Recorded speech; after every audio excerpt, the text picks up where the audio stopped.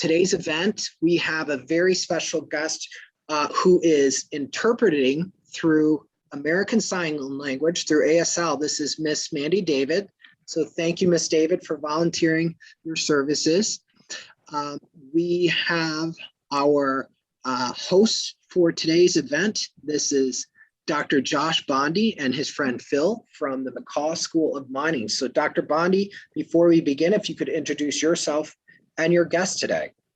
You bet. So I'm Dr. Josh Bondi. I'm the Director of Research at the Nevada Science Center here in downtown Henderson, Nevada. So for those of you who aren't from the state, you're from overseas. Nevada's one state to the east of California, and we're right outside of Las Vegas. I'm here with Phil Luna, Executive Director of the Mine Experience here at the McCaw School of Mines. Phil, go ahead and introduce yourself if you'd like. Welcome, everyone. As Josh said, my name is Phil Luna. I'm the Executive Director here at the McCaw School of Mines Foundation. We are an educational nonprofit organization that oversees the mine experience. Back in the early 90s, in Southern Nevada, it became very difficult financially for a lot of schools to provide field trip experiences for their students, especially in the elementary ages. And so the superintendent of schools during that time started challenging schools to try and build some destinations at their school property that could be field trip worthy, so that it could be a place for schools to come inexpensively and get more education on a field trip experience. And so right next door to us was the Gordon McCaw Elementary School, and the principal there, she got her staff together and some concerned parents and teachers, and they decided that they wanted to get together and build the mine experience that we have today. And so they partnered with architects and construction people and designers and geologists and all the experts necessary, including even one of the designers of the Indiana Jones ride down at Disneyland. And they put together this property here and made a field trip destination for students to come and learn about the mining industry, both historic and modern. And since then, we've had over 100,000 students come through our gates and have the mine experience, and they've been exposed to not only the mining industry, but STEM subjects and things that maybe their schools weren't able to provide for them. And what you see around here, all the exhibits and the different things that we have been donated to us by mining companies and different organizations connected with the mining industry. And of course, our jewel that's behind me is our simulated underground gold mine. It's a 5,100 square foot exhibit, and that's really the centerpiece of what we do here. And I believe we have some video to show you of that part of our tunnel. And so go ahead and roll that video so they can see inside our mine.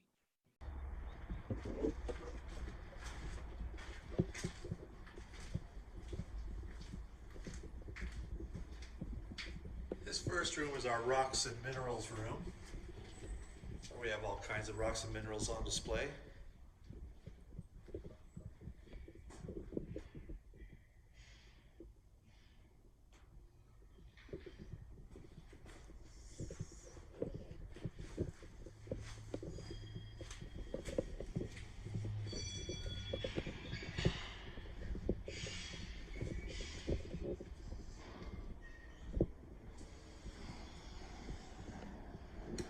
This is our safety and mining room.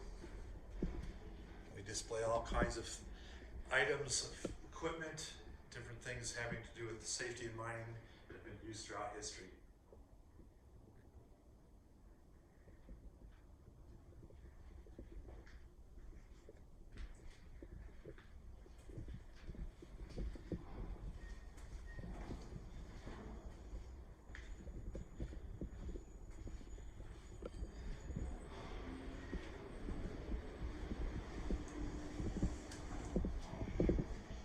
Mining industry is full of opportunity. I'd like to talk about all the careers and things that are involved in the mining industry and all the opportunities there are for people.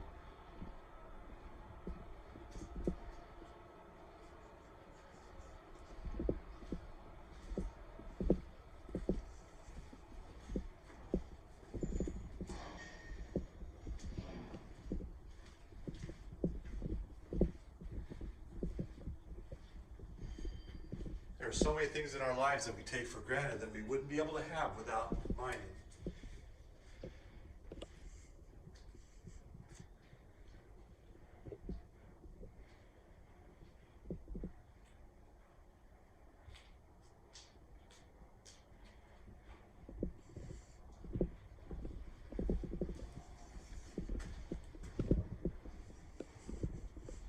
Part of that process is the drilling process.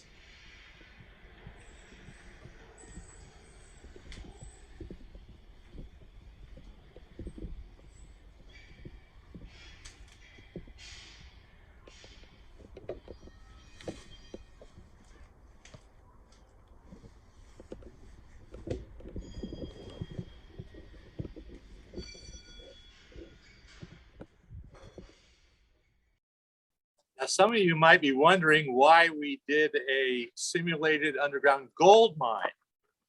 Because many of you might know that we are in Nevada, and Nevada is the silver state. Well, there's a couple of reasons for that. We are the silver state because we do produce a lot of silver here in Nevada. Not the most. We're not the #1 state. That's actually Alaska. They do a little bit more than us of silver. But what you may not realize is that Nevada by far produces the most gold. 83% of all of the gold from the United States comes out of Nevada. And so we chose to make this a simulated underground gold mine. And a lot of people realize too that wherever you find gold, most of the time you find silver too. So I hope you enjoy seeing what we have inside here. Yeah, so it's important that even though it's called the Silver State, like Phil was just mentioning, and the original miners up in the Virginia City area were actually looking for gold when they found the Comstock lode. And it was that fantastic silver deposit that was found near Virginia City, just outside of Reno in northern Nevada, is where the nickname comes from. So, at one point we were a prolific silver state, but, obviously that switched to gold. And the reason that we find so much gold in this state is because of the geological history of our state. It's really complex.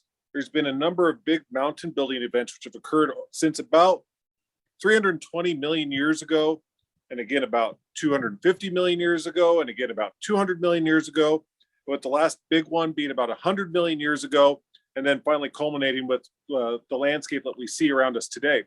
But it's this interactions of tectonic plates bumping into each other, different magmatic bodies rising and growing or falling in the subsurface, and the interaction of water with those magma bodies too, which determines where these minerals that are important to not just gold deposition, but some of these other things that there are exhibits of in the mine here talk about. So we use the mining industry, which is a big contributor to this story here on our grounds, because mining is important. There's a saying that if it can't be grown, it has to be mined. So think of all the things in your life that have to be mined then. So if you're not wearing wool or cotton clothing, then you're probably wearing something that had to been derived from petroleum products. Your smart technology, the phones you're talking on in between classes, or your computers that you're using in class right now to watch this program, all require minerals. They all require materials that have to be mined out of the ground.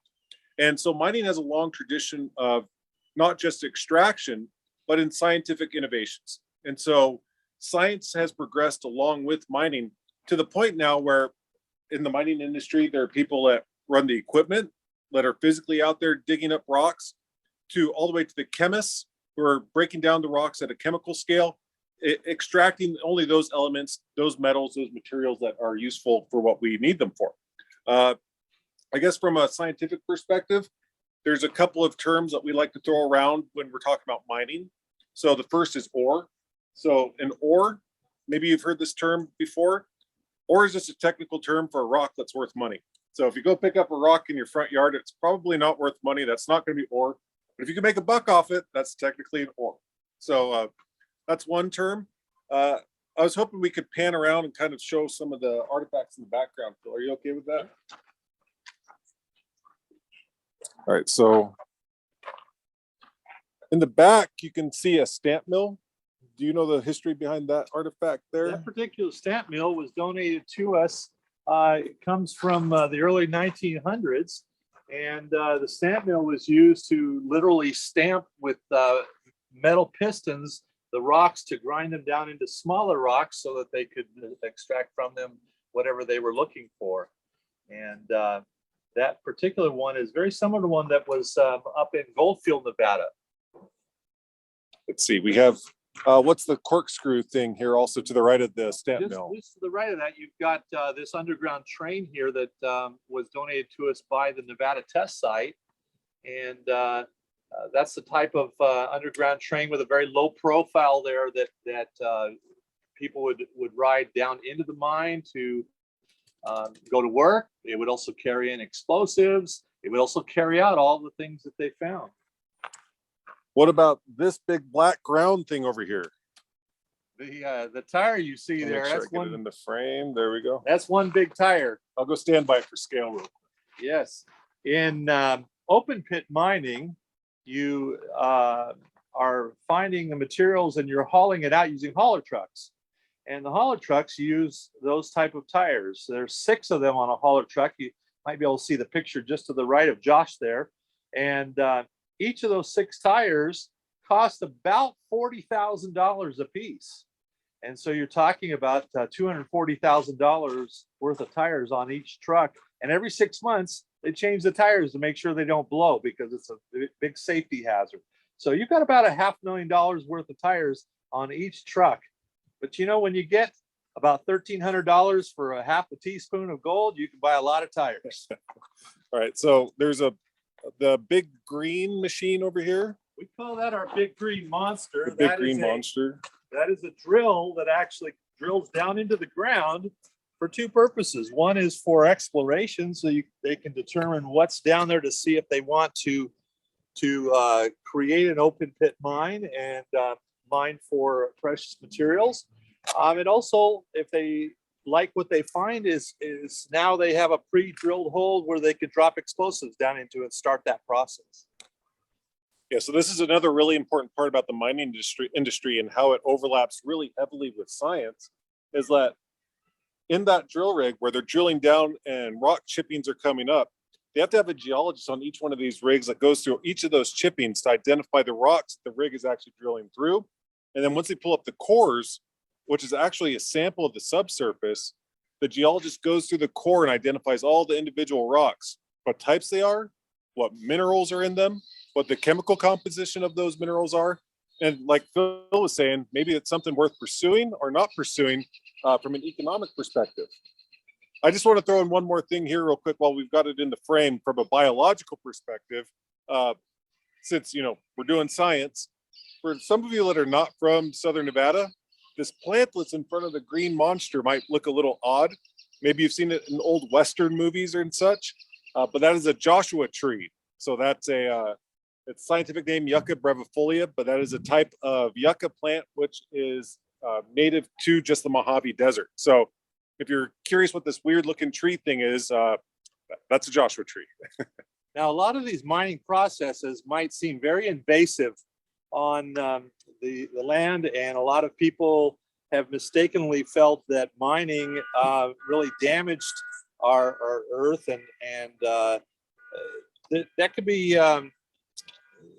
it's actually just the opposite of that these days. The modern mining companies are very involved in trying to reclaim the land after those things have been extracted that we need for our society.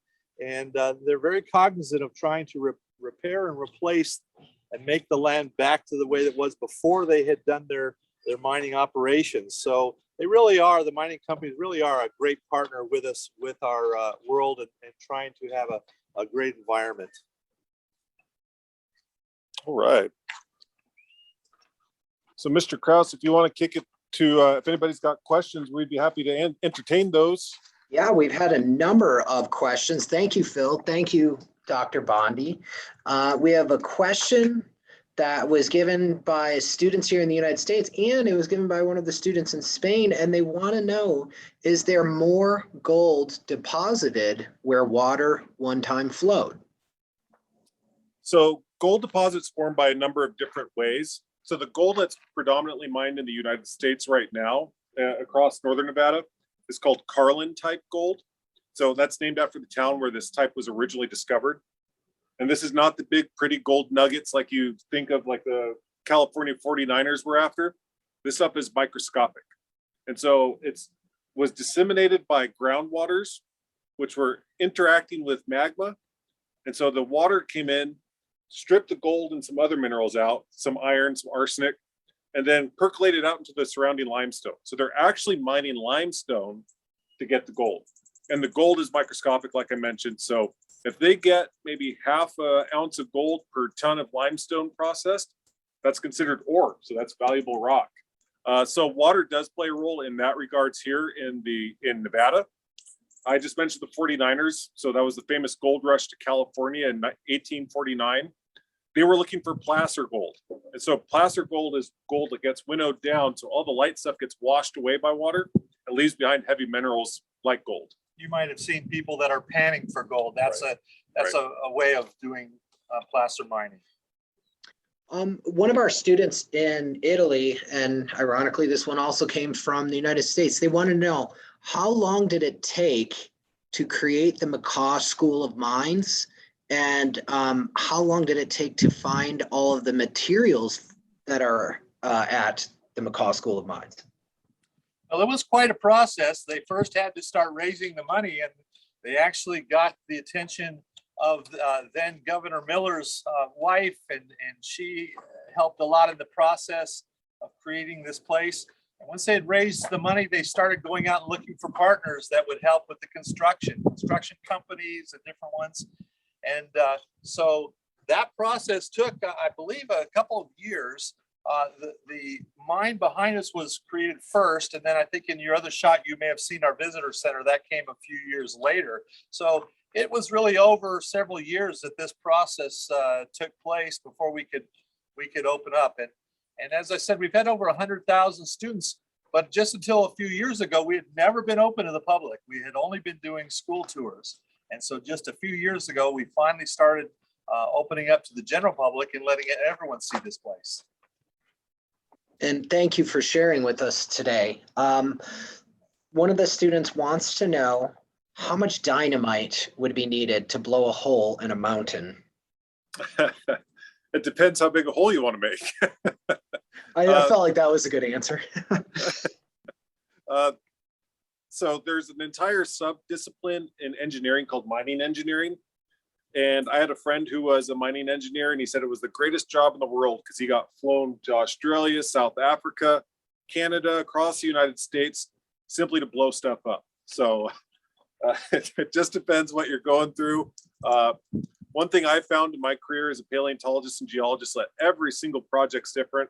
Every single rock behaves differently, and I'm sure it's no different for the mining industry.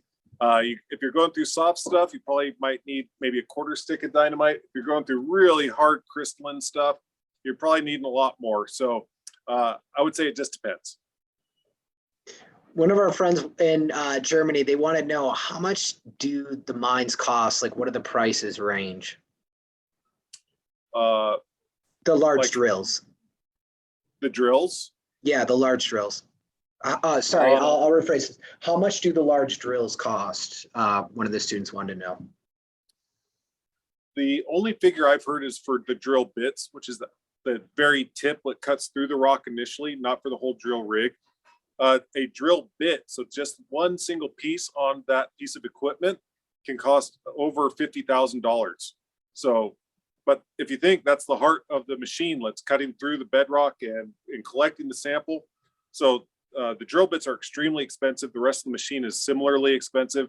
So you're looking probably at least $1 million machine when you're counting all the drill core, the drill bits, and the machine itself. That's a lot of money for some drills. We have, and we'll go with a few more questions before we let everyone go. But the students wanted to know, is it often that drill bits bits can break off when they're drilling down into the rocks? That does happen. It's obviously not an ideal situation when that happens. But more often than not, when that happens, it's when something is encountered in the subsurface which they weren't expecting. So maybe there's a cave in the subsurface or a lava tube, and all of a sudden the pressure on the bit is gone. That's a really, well, I won't say it's common, but that's a way I've heard of bits being lost before. What happens more commonly is that they simply wear out. And so they're cutting bedrock that's similarly as hard as the metal or even the diamond bits that are on the tips of the bits. And so oftentimes you'll see drill bits. I think there's a couple around the grounds here that you can check out if you come down, visit the mine experience here. Was it first weekend of the month? First Saturday of every month. So first Saturday of the month, if you're in Southern Nevada, come check it out. And there are some worn out drill bits that are around the grounds that, you know, these things only last for so long, but they are expensive because they are so vital. And you do bring up an interesting thing, and that's the safety issue. Mining companies are dealing with some very dangerous processes. And so safety is extremely high importance to the mining companies, and through equipment and through training and all of this, they really take safety serious. And can you tell the viewers, those who are in Nevada or are planning on visiting Nevada, what is the cost for admission if the general public would like to check it out as tourists? To visit the mine experience, we still do private tours for schools. So if you're a teacher and you'd like to bring your students here, you can contact us through McCawMines.org and set up a tour. And so that we do those very economically for the students. If you're of the general public and would like to visit us, we are open on the first Saturday of every month from 9 until 2. And we have, I believe it's right now it's $5 for kids and $7 for adults. And we have a number of discounts for seniors and military and group discounts and things like that. So it's you know, not very high admission to come in and spend the day and really not only have fun, but learn a lot. That's really cool. So we'll go with maybe like 2 more questions. So, and I would be remiss if I didn't ask this. Someone asked about dinosaur bones. They wanted to know, do they ever find dinosaur bones when they're digging for minerals? And what is the process? What do they do when that happens, Dr. Bondi? Okay, so that's actually a really good question, because that's something that the Nevada Science Center does, is that when anybody's digging up rocks or anything like that on federal land, so there has to be archaeologists that go out to make sure there's no artifacts in the way. There's biologists that have to go out there and make sure there's no endangered animals or species that are going to be impacted negatively or significantly by the activities. And then we go out there to make sure there's no fossils in the way. And so if we find fossils that are in the way of a proposed mine or a big project out in the desert, we dig them up, we document them, we collect all the scientific data that we can, and we bring that back to the Nevada Science Center and eventually hand that off to the whatever the land management agency is, and eventually the Nevada State Museum in Carson City. Now, if they're in the middle of operations and they find something, usually there's a paleontologist that's on site that checks what they're doing. So our job is to get that thing out of the way. So we go out there, if they hit a dinosaur bone, and it does happen on occasion, maybe not dinosaurs, but mostly mammals in the state of Nevada, quick dig it up, get all the data, get it out of the way so that they can continue working. And the public gets to maintain that data. We don't lose that to our national heritage. That's wonderful. And before we let you guys go, Phil and Josh, can you guys give any advice to students who would like to either go into paleontology or go into mining or some sort of geology? What kind of things should these kids be studying? You go first. Well, the mining industry, that's a complex question, because the mining industry employs so many different types of people. And a lot of people don't realize what a great opportunity it is to work in this industry. We have not only geologists and all of the people that you've been hearing about before, but even some of the new technology like drone technology that's being used for mining. Now people are coming in that are experts in operating drones and a lot of computer related fields. And so there are so many different disciplines that could be used in the mining industry that you know, just about anyone, whatever schooling you're going through, is used somehow in mining organizations. right? And I'll give, that's great advice. And I'll just add the 2 cents I usually throw in is that if you're passionate about something, you're really into something, mining really calls your name, paleontology really calls your name, get out there and read as much about it as you can. So, you know, you don't necessarily have to have a library card anymore, but if you do, that's great. But get online and read, you know, read about what you want to do, what you're interested in. Read. If you're interested in paleontology or geology, volunteer at a local museum or science center, or come down and you can volunteer to be a docent if you're old enough to help lead school groups through the mine experience here. See if it's something that really calls to you. And so if that's something that you're passionate about, just educate yourself more and more about it, put yourself in a position to get some experience. And then when the time comes, hopefully you get that job. That is wonderful. And thank you, Phil. Thank you, Josh. And definitely thank you, Mandy, for volunteering your services. Anyone who's interested and would like to learn more, you can either reach out to myself. I have my email in the chat, and I've also put the Nevada Science Center's website in as well. And before I end the meeting before I let everyone go, I'm going to go ahead and let everyone unmute. So can we all say thank you to Mandy, Phil, and Josh for volunteering their time today to help educate and inspire you guys. Thank you. Thank you. Thanks, Josh.